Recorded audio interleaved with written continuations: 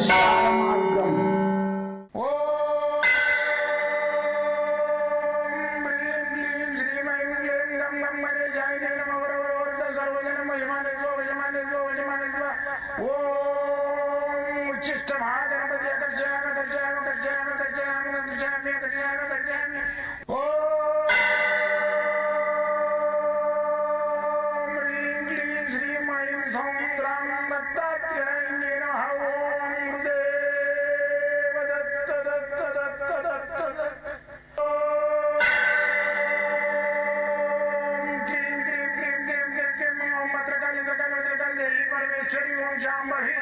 सर्वजन मोचमाने स्वजमाने स्वजमाने स्वोम मुद्रकाली मकाली मकाली देवी परमेश्वरी ओम शांभवी अकर्षयामि अकर्षयामि अकर्षयामि अकर्षयामि अकर्षयामि चक चक चक चक चक चक ज्वाल ज्वाल ज्वाल नरसिंहाय लक्ष्मी नरसिंहाय अकर्षयामि अकर्षयामि अकर्षयामि ओम चक चक चक चक चक चक चक चक ओम चक चक चक चक चक चक ओम चक चक चक चक ज्वाल ज्वाल ज्वाल ज्वाल नरसिंहाय लक्ष्मी नरसिंहाय अकर्षयामि अकर्षयामि अकर्षयामि अकर्षयामि अकर्षयामि अकर्षयामि राजाधिराज योगिराज परब्रह्म सद्गुरु सच्चिदानंद साईनाथ महाराज ओम गुरुदेव दत्त दत्त दत्त दत्त दत्त मातृदेवो भव ओम पितृदेवो भव ओम आचार्य देवो भव ओम गुरुदेव दत्त दत्त दत्त दत्त दत्त ఓం గురుదేవ దత్త దత్త దత్త దత్త. నేను మీ సాయి దత్తానందను, మంత్రతంత్ర యంత్ర రుద్రాక్ష మూలిక శస్త్రజ్ఞుని. అయితే గత 42 సంవత్సరాలుగా నేను చేసిన ఈ శ్రమ ఏదైతుందో మంత్రాల మీద, యంత్రాల మీద, రుద్రాక్షల మీద, వాస్తు మీద ఇది నిర్విరామంగా కృషి చేస్తూ, ఇది నాకు ఇష్టమైన విద్య, అతి కష్టమైన విద్య కాబట్టి దీన్ని ఇష్టమైన విద్యగా స్వీకరించి చేస్తున్నాను. అతి కష్టాన్ని ఇష్టంతో చేసే విద్యలన్నీ సులభంగా సాధ్యపడతాయి మానవునికి. అయితే ఈ రోజులలో ఏంటంటే మనము మానవుని టెక్నాలజీ ఏదైతే మేధాశక్తి ఉందో ఇవ్వాలా మాస్ అంటే ఏది మన శని గ్రహం ఇది కూడా పోతున్నాడు. అక్కడ మరి ఒక లోకం ఉండేది, అక్కడ పడవలు ఉన్నాయి, మరి అక్కడ భవనాలు ఉన్నాయి, అన్నీ ఉన్నాయి. మనుషులు ఏమైందంటే అది ఒక ప్రళయం వచ్చేసిపోయి వెళ్ళిపోయారు. ఒక్క మనిషి లేడు. మరి వాళ్ళ ఎముకలు కూడా కనబడతలేవు. అలా చూపిస్తున్నారు యూట్యూబ్లో, ఏది మన నాసా వాళ్ళు చూపిస్తున్నారు. మరి అది అంతా విచిత్రం అనిపిస్తుంది కొన్ని ప్రపంచం మీద. అయితే మన ఈ మంత్రం ఉందా యంత్రం ఉందా అంటే కూడా ఇదే. ఇప్పుడు నాసా వాళ్ళు రీసెర్చ్ చేసిన మార్స్ లాగా, మార్స్ అనేది ఏంటంటే శని గ్రహం, దాని మీద నీళ్లున్నట్టు ఇదంతా కనబడుతుంది. అది సడన్ గా ఎట్లా మనుషులు ఎక్కడ పోయిండ్రు, వాటర్ ఎక్కడ పోయింది, వస్తువులు మాత్రం అక్కడక్కడ బిల్డింగ్స్ ఉన్నాయి, పడవలు ఉన్నాయి, ఒక్క 2-3 కొన్ని అస్థి పంజరాలు కనబడుతున్నాయి. మరి ఏంది అది విచిత్రం? అలా ఆ లోకం అయింది. ఎన్ని లోకాలు ఉన్నాయి? లోకాలు లేవంటాడు వాడు. నాస్తికుడు ఏమంటాడు? ఆడు నాస్తికుడు పిచ్చోడు ఏమంటున్నాడు? ఏ లోకం లేదు, అది లేదు, ఇది లేదు అంటాడు. మరి ఇలా లోకాలన్నీ ఎట్లా కనబడుతున్నాయి? చంద్రలోకం ఉంది, సూర్యలోకం ఉంది, మళ్ళీ వచ్చేసి శనిలోకం ఉన్నది. ఇప్పుడు శనిలోకమే ఇప్పుడు చూపించేది మనకంతా. అంగారల లోకం ఉంది, బృహస్పతి లోకం ఉన్నది. లోకాలంటే మెన్సుగా అవి గ్రహాలు, అవి కూడా మన భూమి కంటే పెద్దగా ఉన్నాయి. అట్లాంటి టెక్నాలజీలన్నీ ఇప్పుడు మంత్రము యంత్రము ఇవన్నీ వాడిండ్రు. ఆ రోజు ఒక చిన్న పుల్లను మంత్రించి కొట్టితే అది మెజాల్లాగా పోయి అది మీద పడి ఉన్న ఏరియా అంతా స్మార్ట్ చేసేది, మొత్తము కాల్చిపడేసేది, బూడిది చేసేది. అలాంటి విద్యలన్నీ అంతరించిపోతున్నాయి. ఓడికినే ఒక దగ్గర దెబ్బ తగిలింది, ఇక్కడ గీరకపోయింది, ముళ్ళు గీరకపోతే ఏంది, ఆడ అట్లే జర ముందుకు పోతే ఆకు తగులుతుంది. దానికి ఆకు తగలగానే అది మాడిపోతుంది, ఆ గాయం పోతుంది. అరే దీని లోపల ఈ చెట్టులో ఏదో ఉన్నదని చెప్పేసి మళ్ళీ కట్ చేసుకొని మళ్ళీ పెడితే అప్పుడే పోయింది. అయితే వాడు ఎంతో మందికి నయం చేసిండు. ఎముకలు ఇరిగినా కానీ ఆకు ఇట్లా పెట్టగానే అయిపోయేది. ఆడు చచ్చిపోయింది దాకా అని చెప్పలే, అంతరించిపోయింది కదా నెంబడి. విద్యలన్నీ అట్లా అంతరించిపోకుండా నేను ఏంటంటే నా యొక్క సాయి శక్తుల ప్రయత్నం చేసి ఈ నాస్తిక నా బృందాలకు ఎదుర్కొంటా నేను ఈ యొక్క కార్యక్రమాన్ని నేను మీ అందరికి అందజేయడానికే నా ప్రయత్నం. యంత్రము, మంత్రము, రుద్రాక్షలు, మూలికలు, ధ్యానము, యోగము, మళ్ళీ వచ్చేసి ఈ దైవశక్తి, దయ్యం ఉందా, దైవం ఉందా, ఇలాంటి వాటి మీద రీసెర్చ్ చేస్తున్నాను నేను. నేను గత 42 సంవత్సరాలుగా ఉద్యోగం చేసుకుంటూ డిఫెన్స్లో మళ్ళీ వచ్చేసి మిలిటరీకి సంబంధించిన దాంట్లో చేసుకుంటూ స్ట్రిక్ట్ మా డిపార్ట్మెంట్ అలాంటి దాంట్లో గుప్తంగా నేను ఎంతోమందికి బాగుపరుచుకుంటూ ఈ విద్య వాళ్ళకు మంచిగానే సంతోషపడుకుంటూ నేను చేస్తున్న ఈ విద్యకు సపోర్టింగ్ లేదు, నాకంతా అపోజిటింగే. క్లయింట్ గాడు వస్తాడు, వాడు బాగుపడతాడు, ఏమంటే అప్పుడు వస్తే కదా సార్ 2 ఏళ్ల కింద నాకు మంచిగా అయింది అందుకే మళ్ళీ ఇప్పుడు వచ్చి మరి ఒకరినైనా వానికి హెల్ప్ చేయొద్దా పంపించొద్దా అని అంటే ఏం పంపిస్తాను సార్ మన వరకు చేసుకుంటే చాలు, నీ వరకు చేసుకుంటావు. మరి నీ వరకు చేసుకునే దానికి రేపు పొద్దున రోగం వస్తే డాక్టర్ ఎందుకు చేయాలరా నీకు డబ్బులు తీసుకొని? నీ వరకు నువ్వే చేసుకోవాలి. స్వార్థము ఉండకూడదు మనిషికి, నిస్వార్థమైన బతుకు 10 మందికి సేవ చేయి, అప్పుడు ముఖం మీద పద్మం వికసిస్తున్నట్టు సూర్య తేజస్సు కనబడుతుంది. నువ్వు కుళ్ళు కుతంత్రంతో ఏడాజర అగ్వారం పడుతుంది, లేకుంటే ఏడాజర ఫ్రీగా దొరుకుతుంది, అది 10 మంది చెప్పకుండా నువ్వే వాడుకుంటే పీనుగా కళ కనబడుతుంది, ప్రీత కళ కనబడుతుంది. పద్మం వికసిస్తున్న కళ కనబడాలి, నవ్వుతున్న కళ కనబడాలి. 10 మందికి నువ్వు సహాయం చేసి 10 మందికి పలాని గురువు దగ్గర బాగుపడుతున్నాము, 10 మందికి మంచి చేస్తుండే ఆయన అని చెప్తే నీకు కాదు ఇంకా 10 మందికి కూడా బాగుపడతారు, అది పుణ్యం నీకు దొరుకుతుంది, నాకు దొరకదు. అందుకని ఏంటంటే నేను ఈ విద్యలన్నీ ఓని కూడా దాచుకుంటున్నారు, నాయంబడే పోకుండా నేను ఏం చేసిన ఒక గ్రంథం రాసిన, సకల శాస్త్ర గ్రంథం. ఆ గ్రంథం అనేది ఏంటంటే ఆడ ఉన్నది తీసుకో. ఆ గ్రంథం ఏంటంటే 11,000 పేజెస్ ఉంటాయి. దాని లోపల మంత్రశాస్త్రము, యంత్రశాస్త్రము, రుద్రాక్ష శాస్త్రము, మూలికా శాస్త్రము, ఇంత పెద్ద గంధం దాచిన ఇది 5,000 రూపాయలు ఉంటుంది దీని మూల్యం.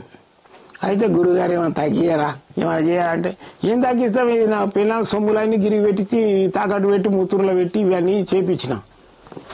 మరి ఇలాంటి గ్రంథాన్ని మీకు ఏమైనా తగ్గిరాదు గురుగారు, 2,000 వెయ్యికి ఇస్తావు, అడగడానికన్నా బుద్ధి ఉండాలి. లేదు నా దగ్గర గతి లేదు, నేను రిక్షా తోలుకుంటా, ఆటో తోలుకుంటా, కూలి చేసుకుంటాను, తిరిగి ఇచ్చేస్తాం. వస్తావు కోట్ల రూపాయలు ఆస్తి ఉంటుంది, నాకు ఏమైనా తగ్గించి రాదు. సిగ్గు శరం ఉండాలి. ఇది ఏంటంటే విద్యను కొనడం కాదు, విద్యను తీసుకోవాలి, విద్యను గ్రహించాలి.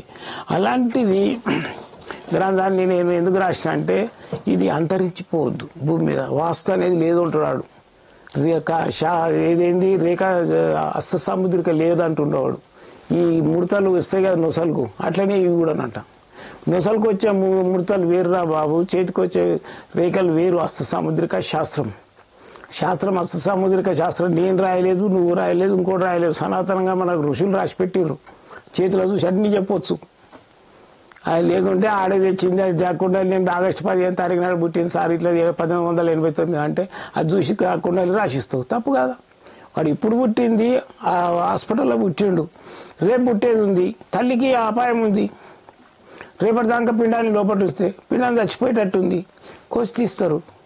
నేను ఇవాళ డేట్ పెట్టి ఆయనకి జాతకాన్ని రాస్తావు, అది రేపు పుట్టేటోనికి మన జాతకం అంతా నవమి నాడు ఉంటుంది, నువ్వు అష్టమి నాడు రాస్తావు, తప్పు కదా. చెయ్యి చూసి జాతకాలు రాయాలి, ముఖం చూసి వాడిని మొత్తం అది ముఖ కవలికలు చూసి మనము జాతకాన్ని రాయాలి. ముఖ కవలిక శాస్త్రం ఇప్పటిది కాదు, త్రేతాయుగంలో సీతకు కూడా ఆయన తండ్రి ఆ ముఖ కవలిక శాస్త్రం కూడా నేర్పించాను. ఆమెకు సీతకు విద్య వచ్చు, అన్నీ వచ్చు, కానీ ప్రయోగించలే ఆమె, ఇక్కడ వాడలే. కానీ ముఖ కవలిక శాస్త్రాన్ని మాత్రం వాడిందా ఆమె. ఎప్పుడు రావణాసురుడు రామునిలాగా వస్తాడు, వచ్చే సీత నేను వచ్చేసిన ఇక రావణాసురుని చంపేసేసి నేను తీసుకుపోతా అది దాన్ని వచ్చేస్తాడు. రాముడు లాగా వాడు హరిమగరిమ విద్య వచ్చేది. అయితే ఆ హరిమగరిమ విద్యతోటి రూపం మార్చుకోవచ్చు. అయితే దాన్ని ఆ రూపంతో వచ్చేస్తే ఆమె దర్భ తీసుకొని ఇట్లా పట్టుకుంటాడు, దర్భ తీసుకొని పట్టుకుంటాడు. ఎందుకు సీత దర్భ పట్టుకున్నా నేను పతినే కదా అంటే, లేదు నువ్వు గావురా, నువ్వు రావణునివి, నువ్వు పరకంగా నువ్వు హరిమగరిమ విద్యలు ఏవైతున్నాయో నీకు ఆ ప్రవేశం చేసుకొని నన్ను మోసపుచ్చుదామని వచ్చినావు. ఎట్లా గుర్తుపట్టినావు నువ్వు అంటే, మా తండ్రి గారు జనకుడు ఆయన ప్రతి ఒక్క విద్య నేర్పించింది నాకు. విద్య కూడా వచ్చు, నేను చంపే అంత విద్య కూడా నా దగ్గర ఉంది, కానీ నేను చెయ్యాలి రాముడికే అంకితం కావాలను అని చెప్పేసి ఆ ముఖ కౌలిక శాస్త్రం గురించి చెప్తుంది. రావణాసురునికి సీత ఇట్లుంటుంది దొంగ అంటే ఈడ పుట్టుమచ్చ ఉంటుంది, ఈడ నెత్తి బట్ట కట్టుకుంటాడు, ఈడ కత్తి కట్టుకుంటాడు. రాముడు అంటే వానికి ఎంత రూపం మార్చుకోవాలన్నా వానికి కత్తి డాలు ఇవన్నీ కనబడుతూనే ఉంటాయి. వాడు రూపం మార్చుకున్నా సరే వాని ముఖంలో పడ చెప్పొచ్చు, నువ్వు రాక్షసుని చూసి గుర్తుపట్టినా అని. ఆ రోజు త్రేతాయుగాలలో కూడా విద్యలు ఉన్నాయి. ఇవి ఒక పుల్లని మంత్రించి కొడితే భస్మమైపోయారు. అలాంటి విద్యలన్నింటినీ అంతరం కాకుండా నేను ఇవి చేస్తున్నా. ఇవాళ ఏంటంటే ఆశకు పోతారు, పోయి డబ్బును ఇంకో డబ్బు కష్టపడకుండా సంపాదించాలని ప్రయత్నం చేస్తావు. ఎట్లా చేస్తావు? భర్త తోటి ఉద్యోగం చేస్తుంటాడు, ఆ నిమ్మలంగా వస్తాడు, ఆ ఉద్యోగం చేసుకుంటాడు, ఇంత రాగానే ఇంత కాయపో చాయిస్తాడు, నిమ్మలంగా తాగి పాడుకుంటాడు. అది నిమ్మలంగా వండనీయవు. ఏమండి ఆడ ₹1,00,000 ఇస్తే 10 లక్షలు వస్తాయంట అని చెప్తే, హే పంపిస్తాను అదో ఎట్లా వస్తుంది? లేదు నువ్వు ఇవ్వకున్నా సరే నేను మా అక్క దగ్గర తెస్తా, లేకుంటే మా పక్కింటి ఆమె దగ్గర తెస్తా అని తీసుకొచ్చి ఆయనకి ఇస్తాను. వాడు భోజనం చేస్తాడు, ఆ 1,00,000 పోతాయి. ఆ మిత్తి కట్టడానికి ఆ 1,00,000కు ₹3 మిత్తి అంటే నెలకి ఎంత అవుతుంది? 3,000. ₹3,000 మళ్ళీ మా అప్పులు చేసి కడుతుంటుంది. కట్టి ఏమవుతుంది? ఆమెకు 30,000 అప్పు అవుతుంది. ఆ 30,000 ఎట్లా తెరపాలని ఏం చేస్తుంది? అక్క దగ్గర పోయి చిట్టి వేసేసి 50,000 చిట్టి వేస్తుంది.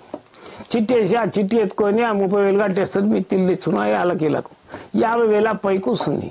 ఆ 50,000కు చిట్టీలు కట్టలేక ఆడవిడాడికి వచ్చి చిట్టి కడుతుంటే 50,000కు 1,00,000 అవుతుంది. 1,00,000 అయినాక మొగనికి చెప్తుంది ₹1,00,000 అప్పు అయిందని. వాడేం చేస్తాడు? లోన్ పెట్టేసి 5 లక్షలు లోన్ పెట్టేసి ఆ ₹1,00,000 కట్టుకోపట్టని మొఖాన కొట్టుకోపట్ట అని ఇస్తాడు. ఇచ్చినాక 5 లక్షల లోన్ అయితే భోజనానికి వెళ్తలేదు. ఈ 5 లక్షల గురించి ఏం చేస్తాడు? ఒక ప్లాట్ అమ్మేస్తాడు. అలాగే 5 లక్షలు కథం అయిపోయిన తర్వాత ఇక ఇల్లుకు దాడి అవుతుంటుంది. 5 లక్షలు కూడా అయిపోతాయి. అక్కడ మళ్ళీ ఈమె చేసిన దండ చిట్టీల దంద చేద్దామని చిట్టీల దంద పెడుతుంది. ఆ చిట్టీలంతా ఎత్తుకున్న వాళ్ళు కట్టకుంటే ఆయనకి నిద్ర పట్టకుండా చేస్తుంది. నిమ్మలంగా ఉన్నోని చాయ్ తాగివాడు ఇంత కాఫీ తాగి బతికేటోని డ్యూటీ చేసుకొని అని ఆగం చేస్తుంది. ఇక చిట్టీల పైసలు ఎట్లా కట్టాలి, ఇది కట్టాలి, ఇల్లు అమ్మడానికి. ఇక నా దగ్గరికి ఏడ్చుకుంటూ వస్తారు, ఇట్లా జరిగింది స్వామి, ఇన్ని లక్షలు అప్పు ఎట్లయిందో మాకే తెలియదు, ఎట్లా అయిందామని. ఇక అప్పు అంటే 10,000 అయ్యింది. చెయ్యొద్దు, ఆశ పోవద్దు. ఋషులు సనాతనంగా మనకున్న ఋషులు అప్పులు చేయలే, వాళ్ళు మేడలు మిద్దెలు కట్టుకోలే. ఉన్న దాంట్లోనే కుటీరం నిర్మాణం చేసుకొని దాంట్లో సుఖపడ్డరు. వాళ్ళు నేర్చిన విద్యలని మనకు అందించి వెళ్ళిపోయారు. ఆయుర్వేదమే కానీ, మంత్రశాస్త్రమే కానీ, యంత్రశాస్త్రమే కానీ. మీకెందుకు 2 రోజులు తెచ్చేటోళ్లకు ఇవన్నీ? వాళ్ళు సావును కనిపెట్టిరు. నాకు ఇంత రోజులైతే చచ్చిపోయింది, నాకు ఎందుకు ఇవన్నీ? గుడిసేసుకుని ఆ గుడిసె ముంగట్టిన రోజు యజ్ఞం చేసుకుంటూ కూర్చున్నారు. వాళ్ళకి చలి కూడా లేదు. ఇప్పుడు మనకు చలి లేక పెడుతుంది కదా, రోజు యజ్ఞం చేస్తాడు కదా ఆయన. కొవ్వు కూడా ఉండదు శరీరంలో వాళ్ళకు. ఎందుకంటే ఆ మంట కరిగిపోతుంది శరీరంలో కొవ్వు. వాళ్ళకి ఆటాటకు రాకపోయేది వెనకడికి, ఎందుకంటే ఆ కొవ్వు కరిగిపోతుంది ఆ యజ్ఞం కాడ కూర్చుంటే. ఇలాంటివన్నీ మన ఋషులు అందించిపోయినాయి. దాన్ని ఈజీగా తీసుకొని ఆడపించి ముండగడుకు డబ్బు వేసుకొని ఇవి వేసుకొని అవి వేసుకొని అది నేర్పి ఇది చేసిండని అనడము మన తప్పు. మనం మూడులమై వాళ్ళని మూడులు అంటున్నాం. అందుకని ఎప్పుడైనా మానవులు అప్పులైనప్పుడు భయపడదు. తెలియక చేసినాం అది. మంచి డ్రెస్ వేసుకోవాలి, మంచి గడ్డం రోజు నీరు తెచ్చుకోవాలి, 3 జతల బట్టలు తెచ్చుకోవాలి. ఎవడైతే అప్పిచ్చిండో వానికంటే 4 ఉంగరాలు పెట్టుకొని హైలైట్గా తయారయ్యి వాడు రాగానే చాదవుతావు ఏం తాగుతావు అంటే, చాదగా నీ కిస్మతులు లేదురన్నా నేనైతే తాగుతాను, లోపలికి వెళ్ళి చాద తెప్పించుకొని అని ముందరనే తాగాలి. అని ముంగంటే కమ్మగా విరవాలి. ఏమైనా నా పైసలు ఏమంటే ఇస్తే ఇచ్చినా, ఇక్కడ పోతుంది లేనప్పుడే ఇచ్చినా, వచ్చినాక ఇస్తాం. ఇంట్లో దాచుకొని ఇస్తే వాడు ఇంట్లో పెట్టుకొని ఇస్తలేడు అనుకో, వాడి మీద ఫోర్స్ చేయి. వాడి గతిలోని మీద ఏం ఫోర్స్ చేస్తాం? అందుకని ఏంటంటే అప్పులు చేసినప్పుడు అప్పు చేసినోడు ముప్పుకు వానికి ప్రాణభంగం కూడా అవుతుంది తట్టించలేకుంటే. అంటే వాడు ఏంటంటే వాడు సెన్సిటివ్ అయిపోతుంది మైండ్. ఇక్కడ ఇంట్లో సుఖం లేదు, బయట సుఖం లేదు. అందుకని ఏం చేయాలంటే ప్రశాంతంగా 4 జతల బట్టలు పట్టించుకోవాలి, 2 జతల చెప్పులు తెచ్చుకోవాలి, కారు తీసి మూలకేయక నడుచుకుంటూ పోవద్దు, కార్లో తిరగాలి. అప్పుడే సంఘంలో నిలదొక్కుని మళ్ళీ యథావిధిగా ముందుకున్న దానికంటే కూడా నువ్వు మంచిగా అవుతావు. ఇది నేర్చుకోండి. నేను నాకు అప్పులైన గడ్డం పెంచుకొని గురుగారిని దగ్గరికి దొంగతనంగా వచ్చినాయి. అలా ఎందుకు దొంగతనంగా వస్తావు? మంచిగా నిలబడు, మనకి చెప్పు, నీ సమస్య అంతా చెప్పు ఇచ్చినోనికి. నీ డబ్బులు ఎక్కడ పోవు. నేను ఈ చేద్దాము ఈ సక్సెస్ అయినాక ఇస్తాను, 4 రోజులు లేట్ అయినా ఇస్తాను. వానికి ఇచ్చినోనికి కూడా ధైర్యం ఉంటుంది. దొంగ మేకం వేసుకొని ఆడేడ దాచుకుంటూ ఉండదు. నేను చచ్చిపోతామనుకున్న గురువుగారు ఇలా లాస్ట్ స్టేజ్లో మీ దగ్గరికి వచ్చిన అంటాడు ఆయన. ఎందుకు వచ్చావు లాస్ట్ స్టేజ్ సావుడు ఎందుకు? ఇదే నా దగ్గరకు వచ్చిన బదులు ఆనింటికి పో, ఇచ్చినన్నింటికి పో, పోయి ఆయనకి సంజాయించిన పరిస్థితి ఇది. నా కథ ఇది. 4 గంటలు వేసి వెళ్ళిపోతావు, వాడు 3 గంటలకే కాలు వస్తాడు అప్పులోడు వచ్చి. వాడు ఇచ్చేటప్పుడు రాముడయ్యిండు, తీసుకునేటప్పుడు రావణాసురుడు అయ్యాడా? వద్దు. అప్పు తీరుతుంది, జీవితంలో సుఖపడతావు. ఏదైతే ఇట్లా గడ్డ వస్తుందో, చెమటలు వస్తాయి, దమ్ వస్తుంది, మళ్ళీ దాని కిందికి ఏముంటుంది, ఉతారు ఉంటుంది, అంటే కిందికి డౌన్ ఉంటుంది. చల్లటి గాలి ఇట్లా వస్తుంటుంది సైకిల్ మీద పోతుంటే. అది ఎప్పుడైనా వస్తుంది ప్రతి మానవునికి, గుర్తుపెట్టుకోండి. అందుకని చెప్పేసి ఇచ్చినోని అప్పు తీర్పడానికి ప్రయత్నం చేసి సంకల్పం అంటారు దాన్ని మనో సంకల్పం అంటారు. ఆ ఇచ్చినోనికి మనం డబ్బులు ఇవ్వాలి అనే సంకల్పం పెట్టుకో, 100% నువ్వు బాగుపడతావు, వానికి ఇచ్చేస్తావు. వీడు పుచ్చుకున్నాడు, తీసుకున్నాడు, ఇచ్చినోడు, వీడు నాకు ఎప్పుడైనా ఇస్తాడు, నా పైసలు ఎక్కడ అనే సంకల్పం ఉంటే 100% వాని పైసలు అని ముడతాయి. వీడు ఇస్తాడా సస్తాడా అని ఆయన ఇంటి కూడా రావణాసురుడు లెక్క కత్తి పట్టుకొని బంద్ చేయ అంటే రావు పైసలు. వాడు ఇయ్యలేడు, నువ్వు పుచ్చుకోలేవు. ఎందుకని ఓపిక నిదానమే ప్రధానం, ఆరోగ్యమే మహాభాగ్యం. లౌకిక కోరికలు ఏవైతే బాధలు ఉంటాయో దానికి మళ్ళీ వచ్చేసి ధనం మూలం ఇదం జగత్. వీటి మీదనే నా రీసెర్చ్. నేను చేసే మంత్రాల్లో నీవే, నేను ఇచ్చే రెమెడీస్ అన్నీవే ఉంటాయి. ఓవర్ ఫోన్ చేసి చెప్తారు, హే స్వామి నన్ను వాడు బాధ పెడుతున్నాను, చంపుతావా? నువ్వు ఏ లక్ష అయినా సరే ఏదా చంపేది? ఎలక్షన్లే ఉండవు. మా నరేంద్ర మోడీ వచ్చేసి సోనియా గాంధీని చంపుతాడు, సోనియా గాంధీ పోయి ఆయన చంపుతాడు, ఆయన పోయింది. ఎలక్షన్ ఏకగ్రీవ ఎలక్షన్స్ సంపూర్ణ లేవు.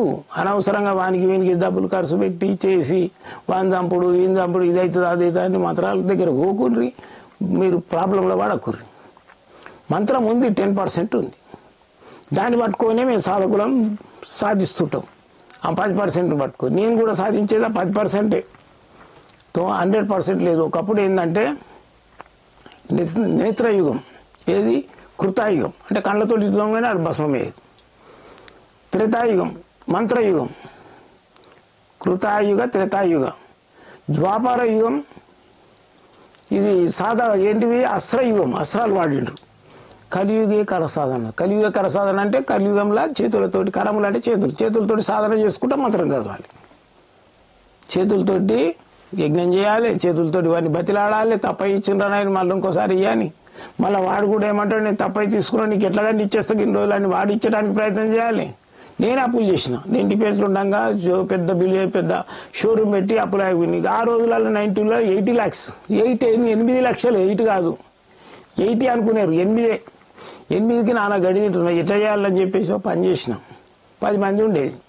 సండే రాగానే 1 లీటర్ పాలు అయిపోయేది చాలకు, వాళ్ళకు ఓదార్చడానికి. ఓదార్పు సేవ ఏది రుణగ్రస్తులకు ఓదార్పు సేవ చేస్తుంది. అయితే ఇట్లా కాదని చెప్పేసి డ్యూటీకి పోతేనే ఇది తీరుతుందని డ్యూటీకి పోయి నెలకు ఒక 5-6 వేలు వస్తే ఆయనకో 2,000 ఇంకో 2,000 ఇచ్చి చేతులు దులుపుకొని ఇంటికి వస్తుండే. భోజనం సంగతి దేవుడు కానీ రేషన్ బియ్యమో ఏవో దొరుకుతాయి కదా చూద్దాంతే అని. అయితే వాళ్ళకి బుక్కులు పెడితే అది రావాలి, 2,000 తీసుకొని రాసుకోవాలి. ఓనోనికి 30,000 40,000 ఎప్పుడుదో తిరుగుతున్నాయి, ఇంకా బుక్ పట్టుకొని వస్తుండే ఆయన. అది లెక్క చేసి టోటల్ చేయగానే వెళ్ళిపోయినాయి కదా అంటే పోతే మళ్ళీ ఇంకోసారి రాదు. అట్లా తీరిపోయినాయి. అంటే అది కొంచెం ఇచ్చేసి కథ చేసుకోవాలి. అది ఎట్లా తెరిపింది వాళ్ళకే అర్థం కాదు. వీడేం చేయాలి, తీసుకుంటాడు బరకత్ చేయదు కదా.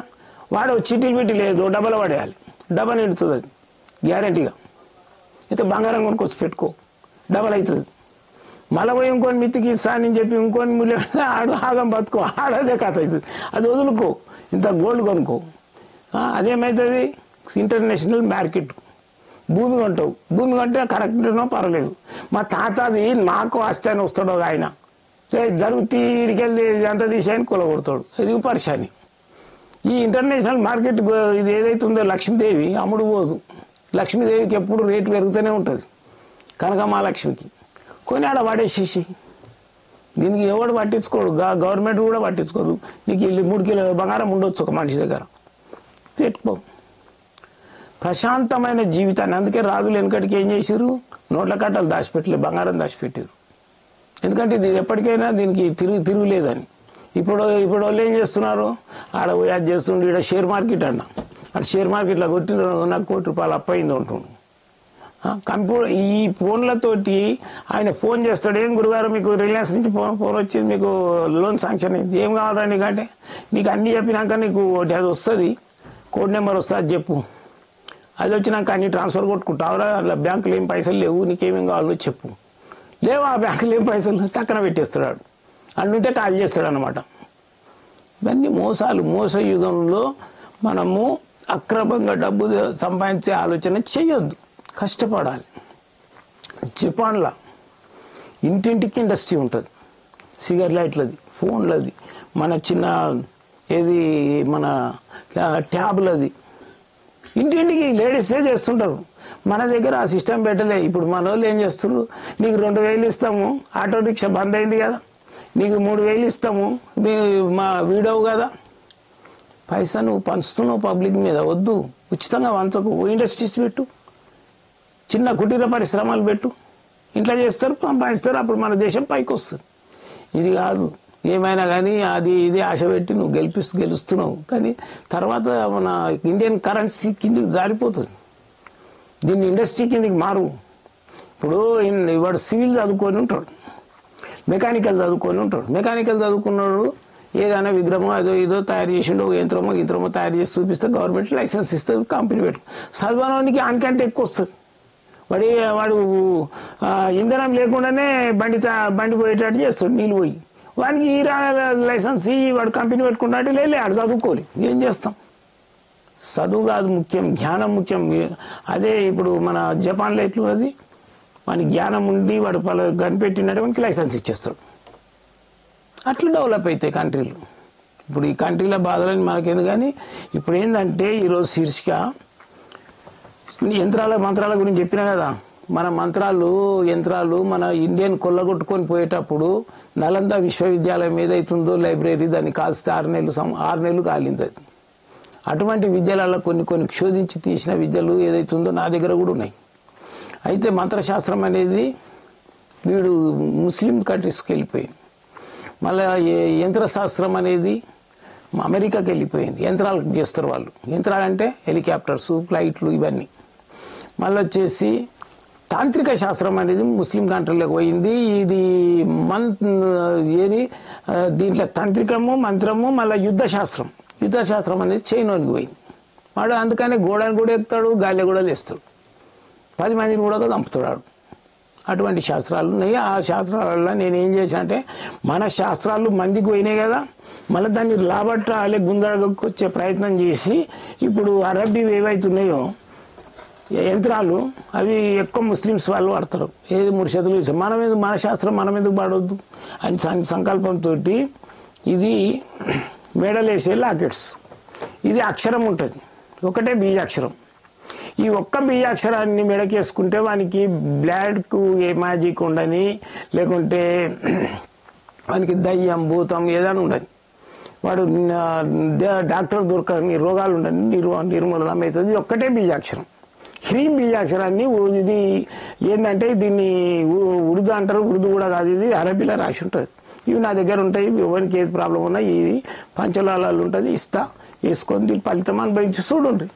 ఇంకోటి ఏంటంటే మనకు ఎవడన్నా చేతబడి చేస్తున్నాడు అనిపిస్తుంది. ఈ స్తంభన గురించి అంటే వాడు చేసిన దాన్ని కట్ చేస్తుంది.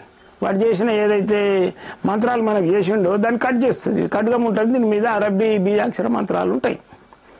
ఇది టమ్ అని మనది ఏదైతే అని ఉంటుందో బీజాక్షరము, అది అరబ్బీలు ఉంటుంది. ఇది మనము తొందర పనిచేస్తుంది మన తెలుగు కంటే కూడా. ఇది దయ్యం పట్టిన వాళ్ళకి వేసినట్టయితే దాని దయ్యం వదులుతుంది, చేతబడి చేసిన వాళ్ళకి వేసుకుంటే చేతబడిపోతుంది. ఇలాంటివి కావాలంటే నా దగ్గర ఉంటాయి, ఫోన్ చేయండి, సంప్రదించండి.